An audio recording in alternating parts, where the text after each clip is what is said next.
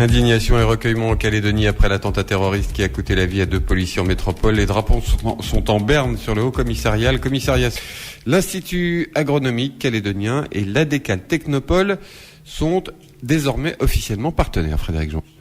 Ce matin, à Point-Bout, les deux organismes ont signé une convention qui entérine des années de pratique et de collaboration sur des travaux d'intérêt commun comme la valorisation des ressources, les substances naturelles ou encore la fertilité du sol.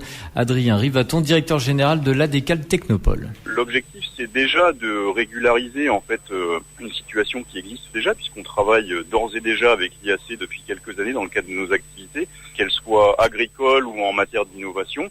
Et puis c'est de préparer l'avenir, puisqu'on est amené à continuer à travailler avec eux, à intensifier nos collaborations. On prévoit dans les années qui viennent de mieux coordonner nos programmes d'action et ceux de l'IAC en matière de développement de l'agriculture durable, de développer nos liens avec l'IAC pour l'appui aux entreprises innovantes, avec ce qu'on appelle de l'adossement à des laboratoires qui sont gérés par l'IAC, dont les compétences sont nécessaires parfois au développement d'entreprises innovantes.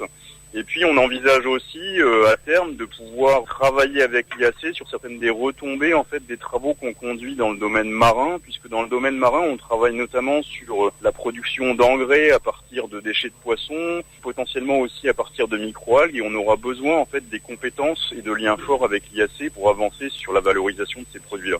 Mutualiser les moyens humains et techniques, tel est l'objectif de cette convention, même si dans les faits, la collaboration entre l'IAC et l'ADECAL existe depuis plusieurs années. Laurent Lui est directeur général de l'IAC. C'est l'aboutissement de plusieurs années de réflexion et de discussion, parce qu'on avait envisagé déjà il y a au moins 5 ans d'aller dans ce sens, mais c'était sûrement trop tôt à l'époque. Maintenant, la situation a évolué. On a tous la volonté d'organiser ce continuum entre recherche, transfert et innovation. Les formes de collaboration, c'est d'abord la conduite de projets ou mener des projets en commun, qu'on identifie ensemble et que l'on décide de mener ensemble. C'est aussi, par exemple, le partage de matériel, donc matériel technique, scientifique, bureau, pourrait être ensemble ou utiliser ensemble ces moyens matériels. C'est aussi du personnel que l'on pourrait avoir et qui serait partagé. Des ouvriers, par exemple, qui travailleraient sur nos deux structures autour d'expérimentations que l'on mènerait ensemble, ou de l'encadrement de stagiaires ou de doctorants, par exemple, que l'on co-encadrerait. L'étude de la diversité des ignames en Calédonie figure parmi les projets que l'IAC et l'ADECAL souhaitent mener en commun.